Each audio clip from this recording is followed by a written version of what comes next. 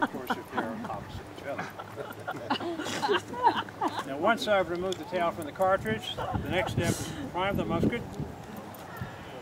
I'll do that by pouring some black powder in the pan. The rest of the charge goes down the muzzle, which means I have to move very, very quickly, point this weapon skyward, and then pour the rest of the charge down the muzzle without spilling the powder I just put in the pan. How many people think nobody can move that fast? You'd be absolutely correct, unless, of course, you shut the pan. The weapon is then swung around to what's called the cast-about position, and the charge is poured down the muzzle. But the cartridge is located approximately here, the spark is down here. What are the chances of the spark traveling the entire length of the bore to ignite the cartridge by the muzzle? Slim to none might be a good way to describe it. So that's why every muzzle loader has a ramrod to ram that charge down to where the spark is going to be. What should I do with the ramrod now? What happens if I leave it there?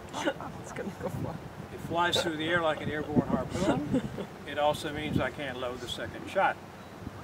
So as all you adults know, it's important to put things back when you're done with them. And that's why the ramrod goes back in the channel. Now, I did mention that the weapon is inaccurate. I also have to add to that the fact that it's also unreliable. So I'm going to need your help to have this weapon go off. In just a moment, when I pull the trigger, I'll ask you to cover your ears. I will also ask you to kindly cross your fingers as well. And before we fire, there are people approaching on my left flank, so I will wait for them to pass. Scaring visitors is not part of what we do. Folks, we are about to fire a blank round, so be advised. We're in no hurry. Take your time. Thank you.